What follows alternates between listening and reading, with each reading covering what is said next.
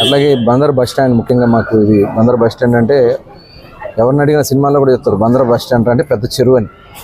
అట్లాంటిది గతంలో ట్రాన్స్పోర్ట్ మినిస్టర్గా పనిచేసిన మరి కనీసం పేరు నాని గారు ఆ బస్ స్టాండ్ని చేసుకోలేని అసమర్థుడు.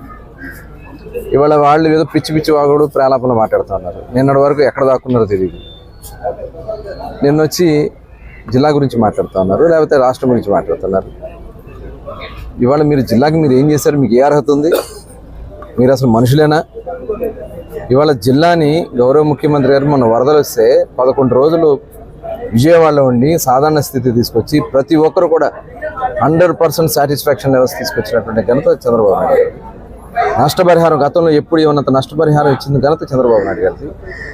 మీ టైంలో అన్ని రకాలుగా నష్టపోయి, మీరు తవ్వని కాలువల వల్ల నష్టపోయారు, మీరు కొట్టినటువంటి బుడమేరు గట్ల వల్ల నష్టపోయారు. ఈ వరదల కారకులు మీరే. ఇంకా సిగ్గు లేకుండా మీరు వచ్చి జిల్లా గురించి మాట్లాడతారా? ఒళ్ళు దగ్గర పెట్టుకోండి. మేము కంట్రోల్ చేయగలం, కానీ అద్దు మీరితే ఇక ప్రజలు ఏం చేస్తారు? మొన్న పేరు నాని గారు వెళ్తే మేమేం చేయలేకపోయారు అక్కడ.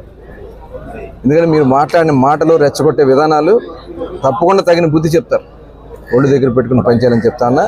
తిరుపతి దేవస్థానం ఒక పవిత్ర దేవస్థానాన్ని అపవిత్రం చేసి ఇవాళ మళ్ళీ జగన్మోహన్ రెడ్డి సిగ్గు లేకుండా వెళ్తాను. నీకు నిజంగా వెంకటేశ్వర స్వామి మీద విశ్వాసం ఉంటే 5 సంవత్సరాల్లో సతీ సమేతంగా ఇవ్వాల్సినటువంటి పట్టు వస్త్రాన్ని ఎప్పుడన్నా మీరు వెళ్ళి సతీ సమేతంగా ఇచ్చావా? ఏ రోజన్నా మరి అక్కడ దేవాలయం యొక్క పవిత్రత గురించి మీరు ఏదన్నా మాట్లాడారా? మీరు పెట్టినటువంటి ఈవో, జేఈఓ ఒక రౌడీలాగా నల్ల లుంగీలు కట్టుకుని, నల్ల చొక్కాలు వేసుకుని చెక్కులు తీసుకుంటా ఉంటే ఇంతకంటే సిగ్గుచేట ఏముంటుంది?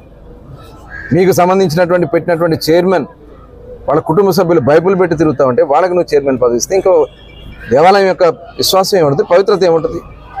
వాళ్ళు మనోభావాలతో ఆడుకున్నారు 5 సంవత్సరాలు మీరు. ఇప్పుడు తిరుపతి లడ్డూని కల్తీ చేసి దాంట్లో పశువులు, జంతువుల యొక్క కొవ్వును కూడా కలిపి కల్తీ చేసి ఇచ్చినటువంటి నెయ్యితో అపవిత్రం చేసింది మీరు. నీకు సిగ్గు లేకుండా నువ్వు వెళ్తే తప్పకుండా పైన వెంకన్న స్వామి చూస్తారు. తప్పకుండా మీరు చేసే ఈ ఘోరాతి ఘోరాల్ని తప్పకుండా బుద్ధి చెప్తారని కూడా తెలియజేస్తారు.